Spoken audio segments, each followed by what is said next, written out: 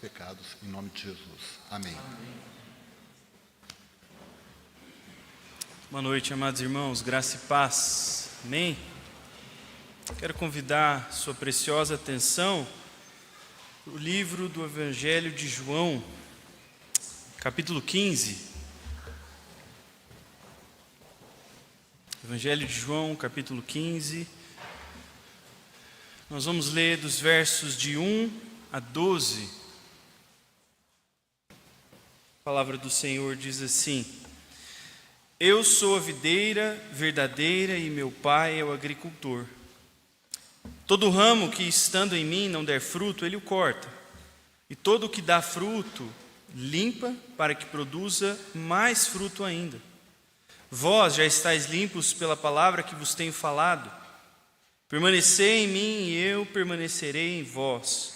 Como não pode o ramo produzir fruto de si mesmo, se não permanecer na videira, assim nem vós o podeis dar, se não permanecerdes em mim. Eu sou a videira, vós os ramos. Quem permanece em mim e eu nele, esse dá muito fruto, porque sem mim nada podeis fazer. Se alguém não permanecer em mim, será lançado fora, a semelhança do ramo, e secará, e o apanham, lançam no fogo e o queimam. Se permanecerdes em mim e as minhas palavras permanecerem em vós, pedireis o que quiserdes e vos será feito. Nisto é glorificado meu Pai, em que deis muito fruto, e assim vos tornareis meus discípulos. Como o Pai me amou, também eu vos amei. Permanecei no meu amor. Se guardardes os meus mandamentos, permanecereis no meu amor, assim como também eu tenho guardado os mandamentos de meu Pai, e no seu amor permaneço. Tenho-vos dito estas coisas para que o meu gozo esteja em vós e o vosso gozo seja completo. O meu mandamento é este: que vos ameis uns aos outros, assim como eu vos amei. Amém? Vamos orar mais uma vez. Senhor nosso Deus e nosso Pai, agradecemos a Ti, Senhor, pelo dom dessa reunião, desse culto, desse ajuntamento do Teu povo, onde o Senhor se faz presente, onde a Tua palavra, Deus, nos lembra que o Senhor está aqui falando ao Teu povo. Então abre o nosso coração, dispõe-nos, ó Deus, para ouvir a Tua voz, para acolher as Tuas palavras, para termos o nosso coração transformado nessa noite. Faz isso, nós te pedimos, para a honra e glória do Teu nome, em nome de Jesus. Amém. Amém, meus irmãos. No Evangelho de João, nós percebemos que existe uma ênfase muito particular desse Evangelho. Cada um dos Evangelhos vai ter uma particularidade na sua maneira de contar os fatos sobre a vida de Jesus e tudo que aconteceu lá no primeiro século.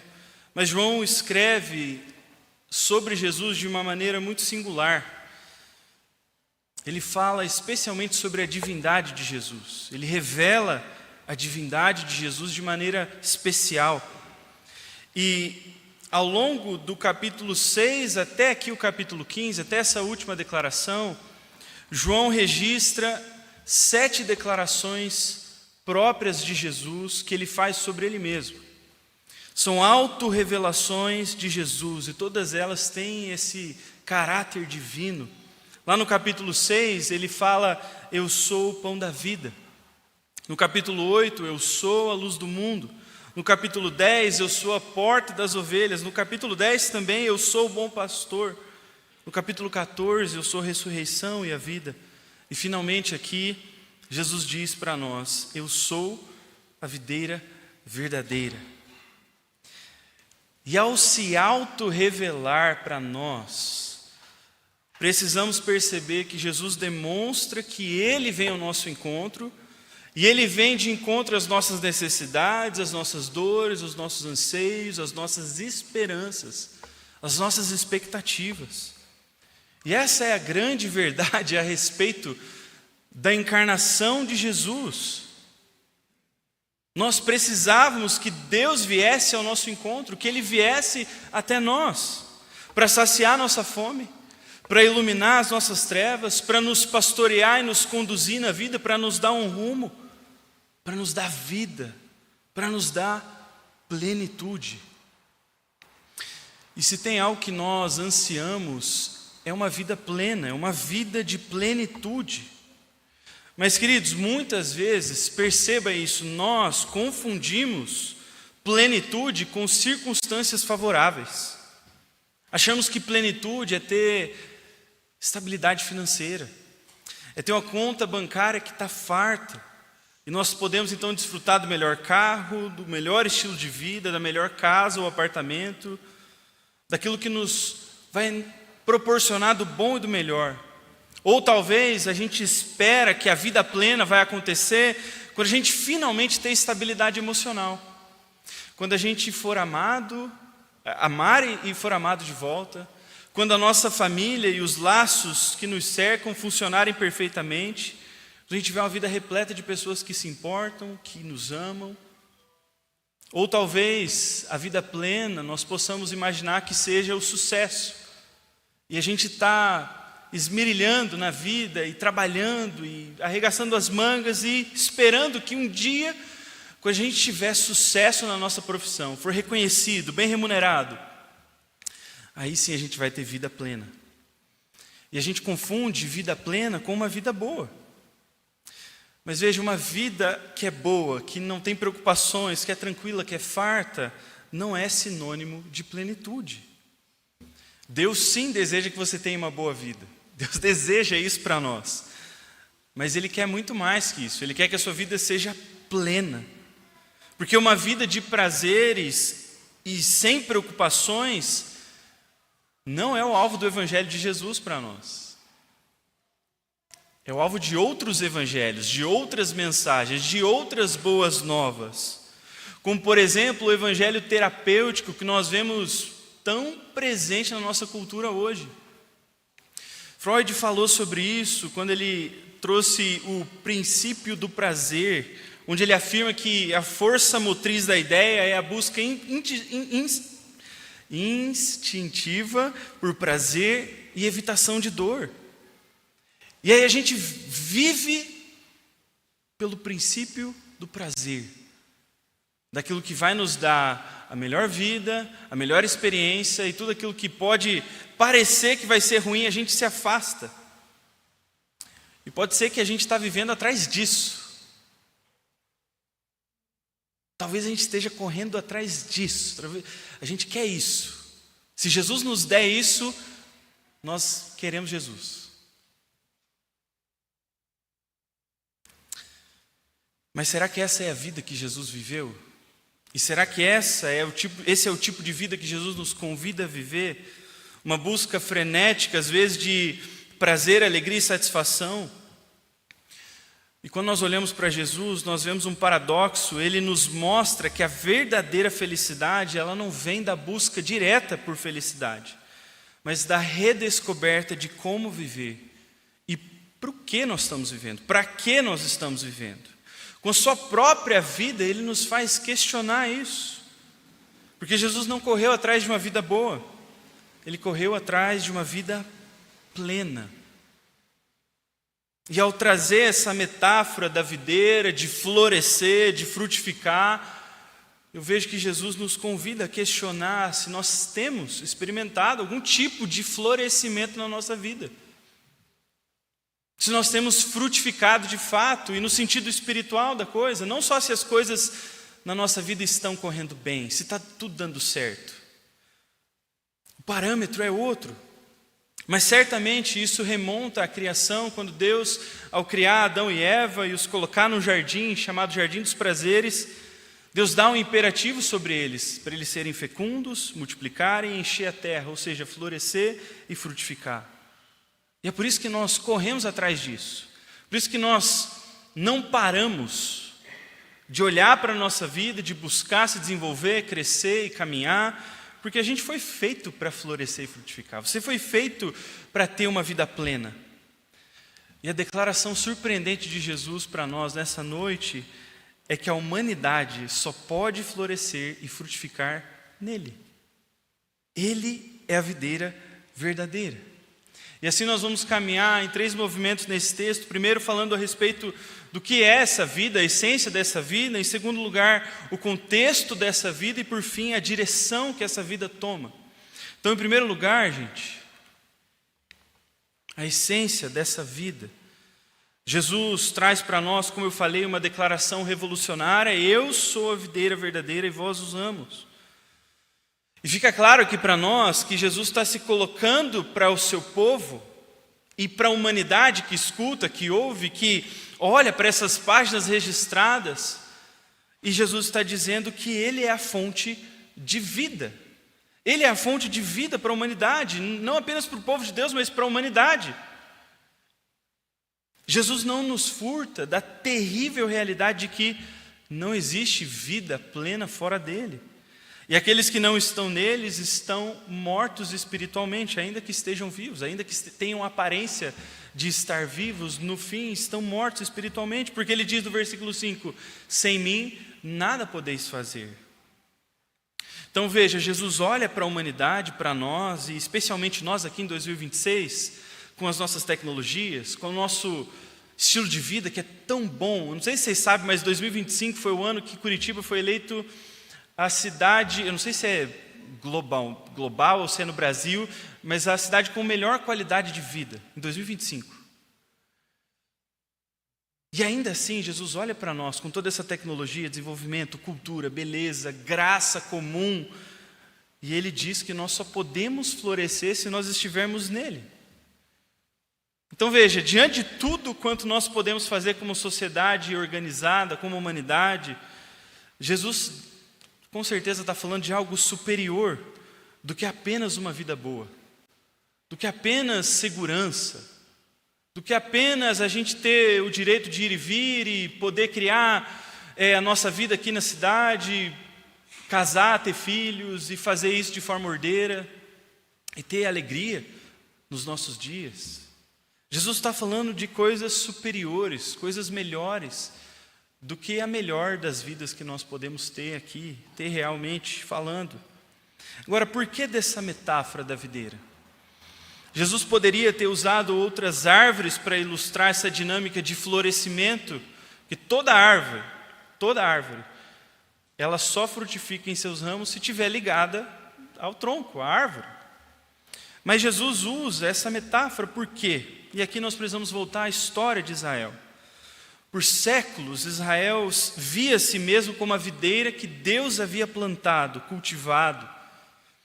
E isso, dentre todas as nações da terra, apenas Israel era a videira de Deus. Repetidamente, quando Deus fala com o seu povo no Antigo Testamento, Israel, Ele fala nos termos deles serem uma videira. Isso está nos Salmos, isso está no profeta Jeremias, em Ezequiel, e especialmente em Isaías.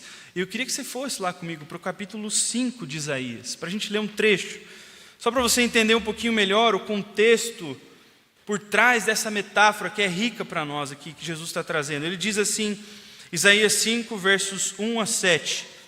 Agora cantarei ao meu amado o cântico a respeito da sua vinha. O meu amado teve uma vinha no outeiro fertilíssimo, sachou-a, limpou-a das pedras e a plantou de vides escolhidas.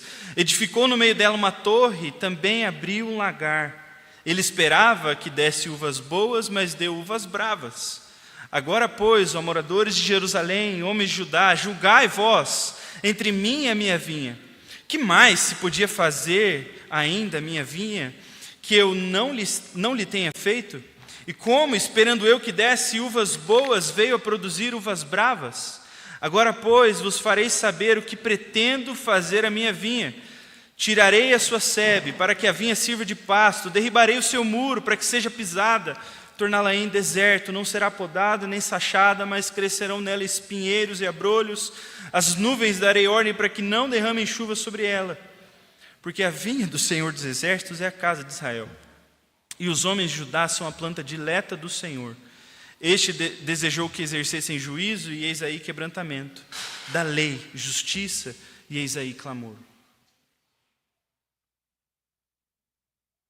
O cenário que nós estamos percebendo aqui em Isaías, o profeta está denunciando o quão o povo tem sido infrutífero, mesmo Deus fazendo de tudo, entregando tudo, e cuidando, zelando, mas ainda assim não produzia fruto, não produzia frutos bons.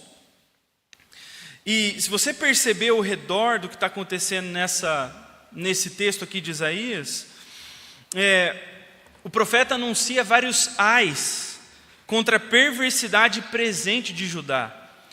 Porque veja, havia riqueza, havia certa estabilidade, havia segurança, mas havia também injustiça, desigualdade, havia indiferença à lei divina, não havia temor no coração, não havia temor do Senhor no meio do povo.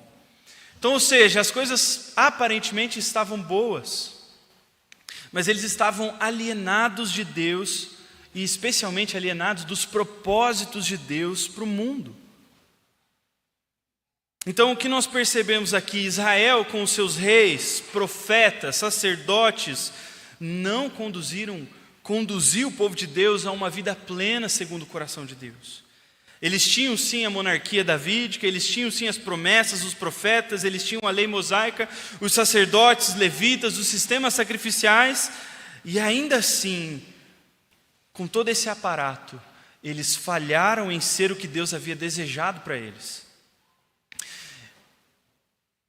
Por vezes, nós também trocamos o nosso olhar, nós desviamos o nosso olhar, achando que instituições humanas, figuras políticas, aparatos religiosos, repetições, práticas, vão ser aquilo que vai nos levar a ter uma vida plena.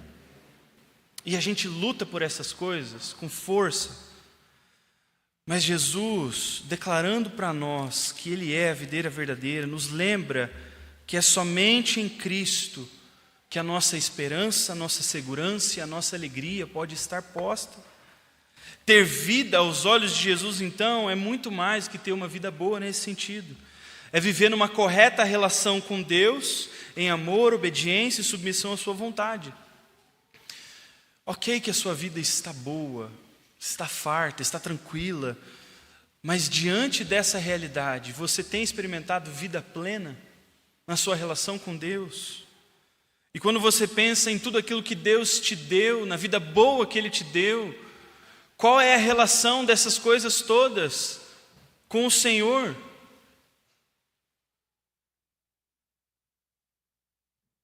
Você tem servido a Deus com a sua família, com seus bens, com seus recursos, com a boa vida que Ele te deu, com os dias tranquilos, de paz, alegria, de tranquilidade? Você está participando daquilo que Deus está fazendo no mundo? Você está engajado de alguma forma com os propósitos de Deus no mundo? Perceba, é muito mais do que participar de práticas e ritos de uma igreja. E é muito bom que você viva ao redor dessa comunidade, você construa a sua vida aqui. Mas se envolver com aquilo que Deus está fazendo no mundo vai para muito além de dar dízimo, de ofertar, de vir aos cultos, de servir em algum ministério. É fazer uma pergunta específica para a nossa vida. Se a nossa vida, os nossos recursos, os nossos bens, se o meu coração está servindo a Deus, aonde eu estou, seja no seu bairro, seja no seu local de trabalho, seja onde Deus te colocou. Você tem vivido uma vida plena? Ou você está só vivendo uma vida religiosa, marcada por ritmos, rituais, por práticas que são louváveis? E é bom que você esteja aqui mesmo. Mas perceba, querido, isso aqui precisa ser infundido com um coração diante de Deus, que é individual, que se você não tiver, o pastor não pode fazer por você, o seu cônjuge não pode fazer por você, o seu pai, você não pode fazer pelo seu filho. Deus nos chama a questionar o nosso próprio coração. Será que existe vida plena? E será que a gente quer uma vida plena ou será que a gente só quer uma vida boa? talvez a gente só espere uma vida boa, coisas boas da nossa vida. Olhe comigo para o versículo 2, ainda no nosso texto, João 15, versículo 2, Jesus diz: todo ramo que estando em mim não der fruto, ele o corta, e todo que dá fruto limpa para que produza mais fruto ainda. Primeiramente ele fala aqui da nossa necessidade de, assim como um ramo que precisa ser podado o tempo todo para dar frutos, nós também precisamos ser limpos. Versículo 3, Jesus continua: vós já estáis limpos pela palavra que vos tenho falado. Ou seja, o que nos limpa efetivamente é a palavra de Jesus, o seu ensino, o seu evangelho, as suas ordenanças, os seus mandamentos, a palavra de Jesus. Veja o versículo 7 agora: se permanecerdes em mim e as minhas palavras permanecerem em vós, pedireis o que quiserdes e vos será feito. Ou seja, permanecer na videira, ligado à videira, ligado a Jesus, é permanecer ouvindo as palavras de Jesus.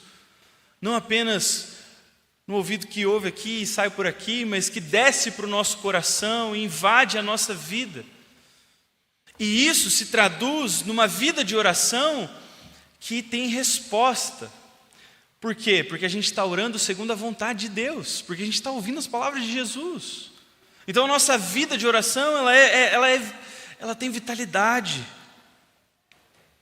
Porque nós não estamos orando conforme as nossas vontades, paixões e desejos desordenados, que às vezes nos puxam apenas para desejar coisas boas da vida. Nós estamos sendo atraídos pela palavra de Jesus para desejar coisas superiores, para olhar para a vontade de Deus e saber que essa vontade é boa, perfeita e agradável. E com isso, meu irmão, minha irmã, você precisa entender que para a gente ter vida plena, o que nós precisamos continuamente é ser reorientados pela palavra de Jesus, pela vida de Jesus. Nós precisamos reorganizar as nossas prioridades, os nossos desejos, os sonhos que nós temos para a nossa vida, até para a vida dos nossos filhos. Porque se a vida boa não é a vida que o Evangelho nos lança, então por que você só quer que seu filho seja bem sucedido na faculdade e tenha uma boa profissão? Por que esse é o único sonho que você tem para ele? Por que essa é a nossa única esperança, é que as coisas vão bem na nossa vida? Mas quando nós olhamos para o coração de Jesus, é para muito além dessas coisas aqui, queridos. Então nós precisamos olhar para Jesus, o seu ensino, as suas prioridades, a oração que Jesus faz, os seus hábitos, as suas práticas, e deixar que a vida de Jesus seja o nosso norte. Porque Cristo, meu irmão, minha irmã, Ele viveu uma vida plena. E isso precisa nos fazer olhar para a nossa própria vida e reorganizar a forma que nós temos vivido. Até que chegue um ponto na nossa jornada que nós olhemos para Jesus e a nossa declaração seja a mesma de Paulo lá em Filipenses capítulo 3. Esse é um texto muito famoso, eu vou ler aqui, ele diz: mas o que para mim era lucro, e ele está falando de todos os seus sucessos, das suas vitórias, das suas credenciais, dos seus méritos. Ele diz: o que para mim era lucro, a minha vida passada, isso eu considerei perda por causa de Cristo. Sim, deveras considero tudo como perda por causa da sublimidade do conhecimento de Cristo Jesus, o meu Senhor, por amor do qual eu perdi todas as coisas e as considero como refúgio, para conseguir Cristo, ser achado nele, não tendo justiça própria que procede de lei, senão que é mediante a fé em Cristo Jesus, a justiça que procede de Deus baseada na fé, para o conhecer o poder da sua ressurreição e a comunhão dos seus sofrimentos, conformando-me com ele na sua morte, para de algum modo alcançar a ressurreição dos mortos. Depois de um tempo, quando a gente ficar olhando muito fixamente para Jesus, a gente vai perceber que o gosto da boa vida vai perder.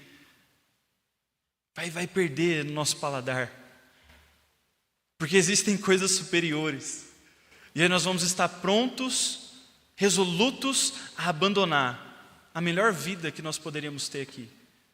Se isso significa que a gente pode ter Jesus, se a gente pode ter Cristo. Agora, num segundo momento do nosso texto, nós não podemos ignorar o fato de que existe um contexto para essa vida plena acontecer. Viver tudo isso que a gente falou e de caminhar com Jesus, de se conformar à sua imagem, de imitar a Cristo, acontece dentro de um contexto. A videira, ela não é só feita de um ramo. Você não está sozinho em Jesus. Você não é o único ramo em Jesus. E quando Jesus quando Jesus fala aqui, e João registra para nós, a gente precisa lembrar que ele está falando com os seus discípulos.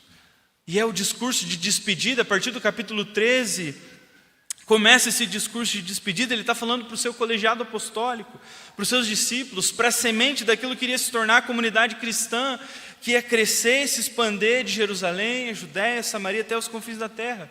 Por isso que ele está falando aqui no plural. Veja, Jesus não fala a indivíduos isolados, ele fala a indivíduos reunidos em seu corpo, que agora formam a igreja, o povo de Deus, a comunidade da aliança, a família de Deus. E é apenas nesse contexto que a vida plena pode existir, florescer e frutificar. Por isso, essa vida plena, ela não é autocentrada, ela não é individualista e certamente não tem um fim em si mesma.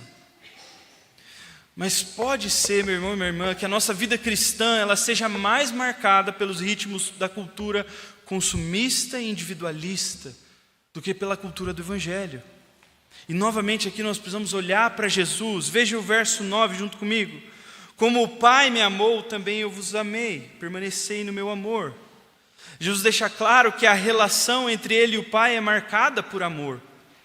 E esse amor de Jesus pelo Pai é manifestado quando ele diz no versículo 10: se guardardes os meus mandamentos, permanecereis no meu amor, assim como também eu tenho guardado os mandamentos de meu Pai, no seu amor permaneço. E por isso ele nos chama para guardar os seus mandamentos como expressão do nosso amor a ele, porque ele está fazendo isso com o Pai.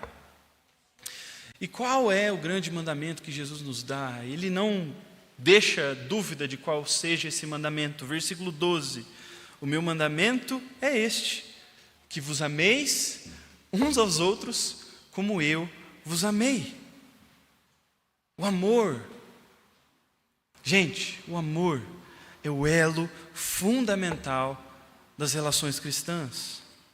E isso começa na Trindade, Pai, Filho e Espírito Santo, que vivem em perfeito amor e harmonia. De Jesus com o Pai, nessa descrição aqui que nós temos, Jesus com a igreja, e por fim a igreja com os seus membros.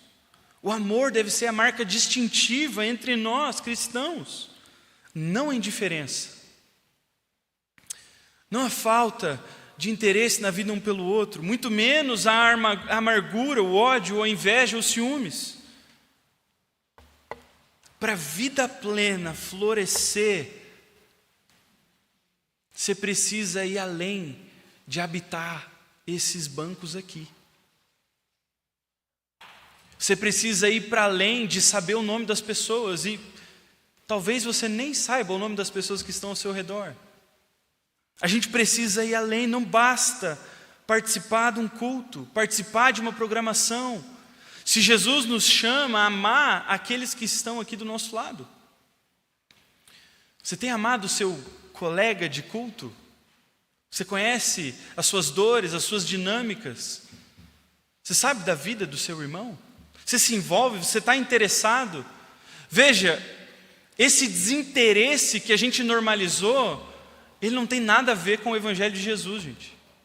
Esse status quo onde está tudo bem, a gente não se envolver na vida do outro, essa não é a marca da igreja de Jesus. Porque Jesus nos manda, ele não dá ele não indica para nós, olha, seria bom se vocês amassem uns aos outros. Talvez fizesse muito bem para o testemunho de vocês se vocês se importassem uns com os outros. É um mandamento, gente. É uma ordenança. Jesus mandou isso ser efetivo nos nossos corações.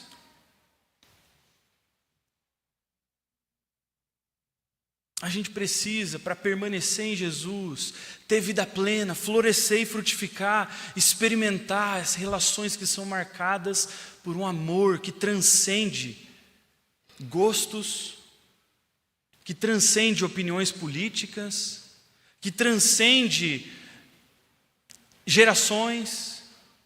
A gente está disposto a isso como igreja? A deixar que o amor seja o elo definitivo sobre nós, sobre as nossas relações? A gente precisa ser limpo de tanta coisa, gente, para a gente experimentar tudo isso. Do que será que o seu coração precisa ser limpo para a gente voltar a ser conhecido pelo amor que nós demonstramos uns aos outros? A gente sempre fala do individualismo que marca os nossos dias, e a gente não percebe o quanto a gente fez as pazes com esse negócio de individualismo. Individualismo, meu irmão, é a religião do self, do eu, onde nós vivemos percebendo que tudo existe ao redor de nós. E no centro das existências, da nossa existência, das relações, a gente está no centro. E é por isso que a nossa cabeça está sempre pensando em como que a gente vai ganhar daquela relação, daquela interação. A gente também é marcado pela cultura do consumismo, onde tudo ao nosso redor é um produto a ser consumido, até as relações, até o culto. E se o culto já não encaixa com o que a gente quer, a gente pensa assim, poxa, não está me servindo.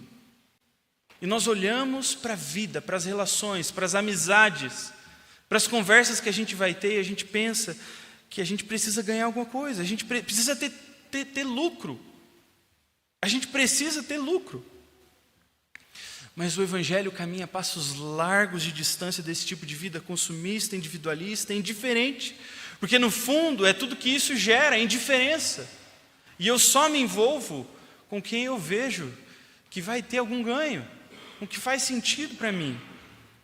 Antes, Jesus, ele fez um movimento inverso, paradoxal, contracultural. Eu amo o versículo de 2 Coríntios 8, 9, quando Paulo escreve: Jesus, sendo rico, ele se fez pobre por amor de vós, para que pela pobreza dele vocês se enriquecessem. Quando foi a última vez que você pensou em perder para alguém ao seu redor ganhar? Quando foi a última vez que as relações de amizade se estabeleceram com esse propósito, com esse princípio no seu coração? A vida plena que Jesus nos lança a viver é uma vida de amor sacrificial. Gente, existe satisfação profunda em viver uma vida que não é autocentrada. No fim das contas, Jesus está nos ensinando como viver. No fim das contas, Jesus está dizendo para a humanidade: pessoal, vocês estão vivendo errado. Porque toda essa busca individual, toda essa busca por lucro, todo esse estilo de vida onde você está no centro de todas as relações, o tempo todo, isso não satisfaz o seu coração. E a gente fica com medo de perder, a gente segura, a gente guarda, seja dinheiro, seja tempo da nossa agenda, seja o que for. Mas existe satisfação numa vida vivida em doação, porque Jesus viveu assim. O amor precisa estar acima de todas as nossas diferenças e particularidades. O que tem que estar entre eu e você, e nós aqui uns com os outros, não é o dinheiro, não são os bens, não são os interesses, não é a visibilidade, o poder, não é ideologias políticas ou o time de futebol, mas o amor, que é o elo que nos une em Cristo e nos faz experimentar uma vida plena, não sozinhos, não isolados, não com indiferença, mas deixando a nossa vida ser marcada, os nossos dias serem, sim, atropelados pela agenda de outras pessoas, os nossos recursos, sim, não serem muitos, porque a gente está dividindo com os nossos irmãos de fé que estão com necessidade. E nós nos movemos como Cristo se moveu em nossa direção. Não calculando o quanto que a gente ia perder, mas calculando o quanto o outro ia ganhar. Essa é a vida plena que Jesus tem para nós. De forma que vai chegar um momento que nós, como comunidade cristã, vamos experimentar o que está registrado lá em Atos 4, verso 32, onde ele diz que a comunidade tinha um só coração e alma. Ninguém considerava exclusivamente seu nenhuma das coisas que possuía. Tudo, porém, lhes era comum. E em todos havia abundante graça. Em todos havia abundante graça. Porque ninguém estava retendo nada para si. A gente estava sendo generoso, abundante. Esse é o tipo de vida plena que Jesus nos chama a viver, ligados a Ele. Irmãos, o símbolo cristão é a cruz. O nosso Salvador, Ele perdeu. Aos olhos humanos, Ele foi cortado da história. Ele não teve filhos. Ele não teve descendência. O Império Romano prevaleceu sobre Ele. Os sacerdotes que estavam lutando contra Ele o tempo todo no seu ministério, venceram aos olhos humanos. Mas quando nós entendemos a mensagem do Evangelho, a cruz, ela se torna o nosso sinal, porque é perdendo que nós vamos ganhar, é morrendo que nós vamos ter vida. Esse é o tipo de vida plena que Jesus aspirou para a sua igreja. E esse é o tipo de vida plena que eu e você precisamos desejar para a nossa vida, para o nosso coração, para a nossa família, para a nossa igreja. Então a vida plena, em primeiro lugar, é um relacionamento alinhado com o coração de Deus. No segundo lugar, em comunidade, no contexto da família de Deus. E por fim, ela tem um direcionamento. A gente não é uma comunidade que está voltada para o seu próprio umbigo. Essa não é a igreja. Esse não é o povo de Deus. O povo de Deus é um povo direcionado para fora de si mesmo. Da mesma forma que a Trindade estava direcionada para nós. E é interessante a gente pensar isso. Se o amor entre a Trindade deve marcar as nossas relações, o direcionamento da Trindade deve marcar a nossa vida. Da mesma forma. Eu não sei se você para pensar nisso, mas tem um momento na história da humanidade que nunca aconteceu antes e nunca mais se repetiu e nunca vai se repetir, que é quando Jesus está na cruz e Ele diz: Deus meu, por que me abandonaste? Naquele momento, a Trindade, Deus Pai e Deus Filho, sentiram ausência. Isso está expresso na oração de Jesus: Deus, onde você está? Porque Ele estava ali carregando a consequência dos nossos erros, das nossas falhas, dos nossos pecados. Então a Trindade, ela vive direcionada para fora de si mesma e nós também. Mas voltando aqui para a metáfora da videira, a gente precisa perceber que toda vez que ela é mencionada, toda a aparição dela nos profetas do Antigo Testamento, essa metáfora sempre é usada para falar da natureza frutífera do povo de Deus. Em todos os momentos que ela aparece na Bíblia, Deus se relaciona com ela como o dono da vinha ou o agricultor, e os seus frutos têm a ver com a utilidade que eles têm para Deus. O povo de Deus é o povo de Deus para cumprir os propósitos de Deus. Isso às vezes passa despercebido para nós. E mais para frente no discurso de despedida de Jesus, se você puder virar a sua página para o capítulo 17, Jesus diz assim, versículo 11: já não estou no mundo. E aqui, gente, ele está declarando de forma muito clara a natureza, o caráter missional da comunidade cristã, da igreja. Ele diz: já não estou no mundo, versículo 11, mas eles continuam no mundo. Versículo 15: não peço que os tires do mundo, e sim que os guardes do mal. Eles não são do mundo, como também eu não sou. Agora vai para o versículo 18: assim como tu me enviaste ao mundo, também eu os enviei ao mundo. E 21: a fim de que todos sejam um, e como és tu, ó Pai, em mim e eu em ti, também sejam eles em nós. Para quê? Para que a gente viva felizes, fechados numa redoma, e tudo vá bem com a igreja? O texto continua, Jesus diz, para que o mundo creia que tu me enviaste. Então existe um propósito, a vida plena existe aqui agora, para mim e para você, por essa razão específica. Entende como não encaixa a vida plena com a vida boa? Porque a vida boa, ela sempre tem uma finalidade em si mesma, da gente desfrutar dessa vida que é maravilhosa. E é por isso que Jesus não tem parte com esse tipo de pensamento.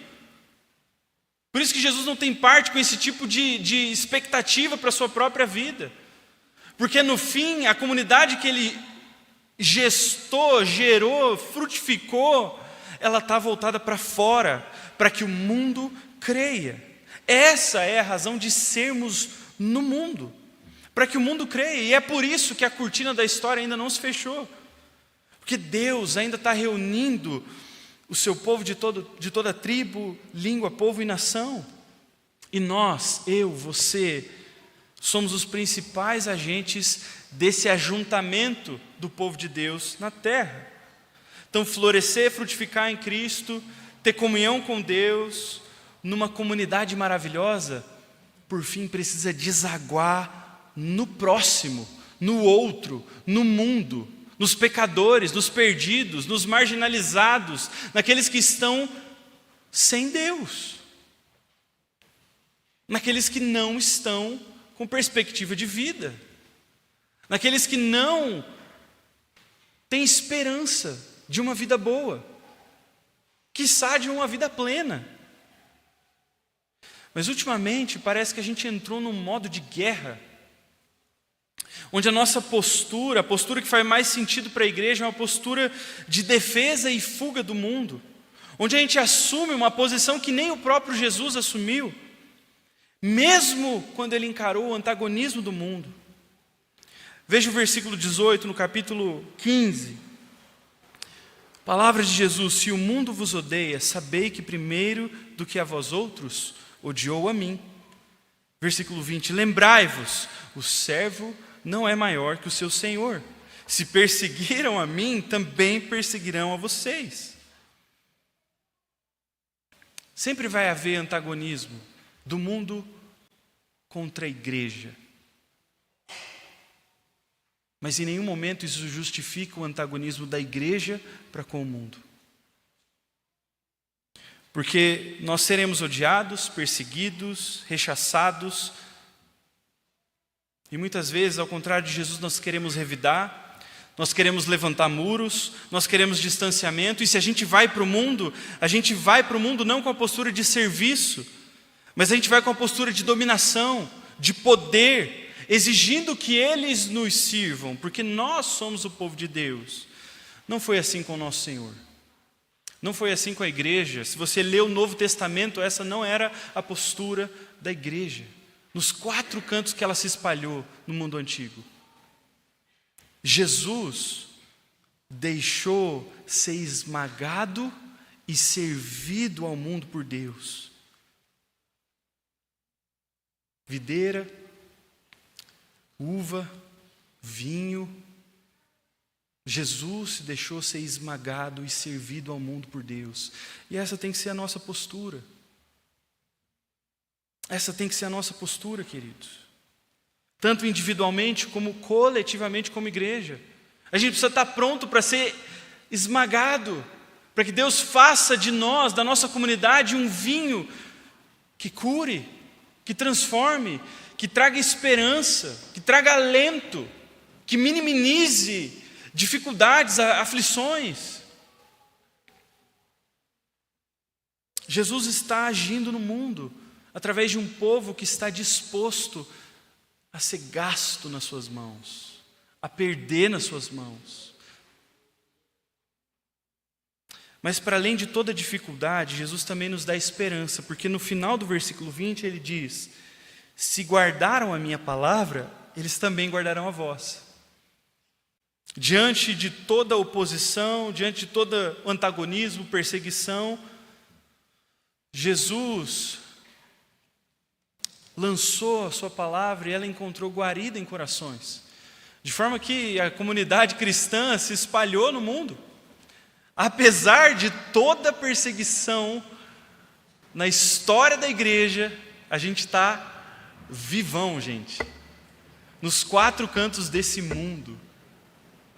A gente está vivo, a gente está pulsante. A igreja de Jesus está triunfante, caminhando a passos largos para cumprir os propósitos de Deus na terra. Porque essa é a promessa de Jesus para nós. Então, enfrente as dificuldades, enfrente o escárnio, mas como Jesus, virando a outra face, estando pronto para amar os seus inimigos, porque amar aqueles que nos amam, isso aí qualquer pessoa faz, gente. Você não precisa do evangelho para fazer, isso é muito fácil.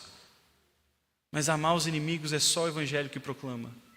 É só o evangelho que tem poder suficiente para operar nos nossos corações, para que a gente não busque ser favorecido em toda troca, em toda conversa, em toda relação.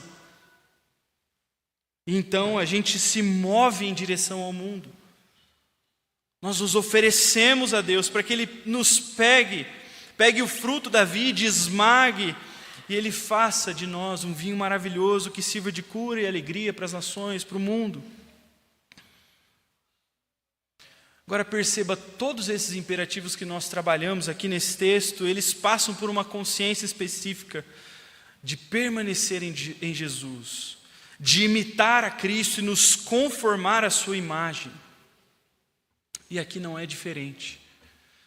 Quando nós somos chamados a amar os nossos inimigos, e Jesus nos amou quando ainda nós éramos seus inimigos. Paulo registra em Romanos 5, Cristo, quando nós ainda éramos fracos, morreu a seu tempo pelos ímpios. Dificilmente alguém morreria por um justo, pois poderá ser que pelo bom alguém se anime a morrer. Mas Deus prova o seu próprio amor para conosco pelo fato de ter Cristo morrido por nós, sendo nós ainda pecadores, sendo nós seus inimigos, levantando armas de guerra contra o Senhor, e Ele nos vem em amor. Ele vem nos servir com a vida do seu próprio Filho. O Evangelho é singular, meu irmão, minha irmã. O Deus que nós servimos, o Deus que nós adoramos, Ele primeiro veio até nós e Ele nos serviu o seu próprio Filho, como um banquete maravilhoso que ia nos dar vida e vida eterna, e vida em abundância. Por isso, para a gente viver uma vida plena, nós não podemos viver para nós mesmos, muito menos viver para Deus, como se isso nos ausentasse de viver servindo o nosso vizinho, o nosso próximo. Perceba, a gente faz isso. Assim como os fariseus que pegavam a lei de Deus e davam a mexida para não cumprir os mandamentos, nós dizemos assim, não, mas eu tenho tanta coisa para fazer na igreja, e aí a sua agenda, tudo que você faz na sua vida é serviço para a igreja. E aí não sobra tempo para você olhar no olho do seu vizinho, perguntar se está tudo bem. Não sobra energia emocional para você se gastar numa conversa difícil com alguém.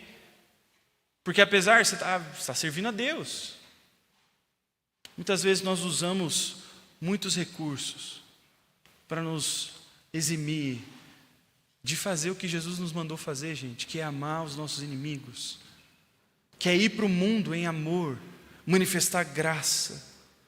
E é isso que Jesus nos chama a viver. Agora, a gente não pode concluir essa mensagem, não podemos nos esquecer do principal ponto dessa metáfora. Do ponto principal aqui, do porquê Jesus se lança para o mundo como a videira verdadeira. E você precisa entender que quando Jesus declara isso, Ele está assumindo o nosso lugar diante de Deus, nos representando diante dEle. Lembra dos textos que nós lemos sobre a infertilidade do povo de Deus em Israel?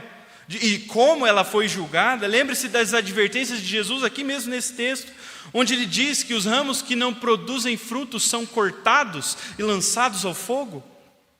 Pois bem, Talvez a gente olhe para a nossa vida e diante de tudo isso que a gente falou, a gente tem a sensação, puxa, eu não estou frutificando mesmo. Eu só estou correndo atrás da minha própria vida, da vida dos meus filhos, da herança deles. Eu quero deixar um legado, um nome para mim. Eu não estou florescendo de fato, eu não estou frutificando. A minha vida está de ponta cabeça. Mas a boa nova para nós, para mim, para você, que somos falhos, que falhamos em todos esses pontos, queridos. A boa nova para todo fraco pecador é que Jesus sofreu o julgamento e o juízo em nosso lugar. Jesus, que viveu uma vida perfeita, de obediência, de submissão, que deu muitos frutos para a glória de Deus, ele, ainda assim, ele foi cortado como um ramo seco e infrutífero e foi lançado ao fogo consumidor na cruz do Calvário.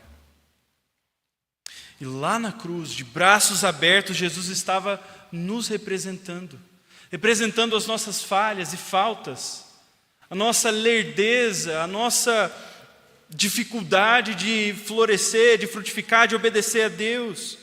Ele estava carregando o nosso pecado, a nossa infertilidade. Ele morreu no meu e no seu lugar. Mas não apenas na morte, mas também em sua ressurreição é que nós somos representados por Jesus. Porque Cristo ressurge de entre os mortos no terceiro dia e vive para ser a fonte de vida para todo aquele que nele crê. E agora, você pode ter uma certeza na sua vida. Se você crê nesse Jesus, se você olha para essa cruz e você diz, Ele me representou, eu estava lá, em Cristo, você pode saber que existe vida plena para você, que não depende dos seus méritos, dos seus esforços, mas dos méritos de Cristo, da justiça de Cristo.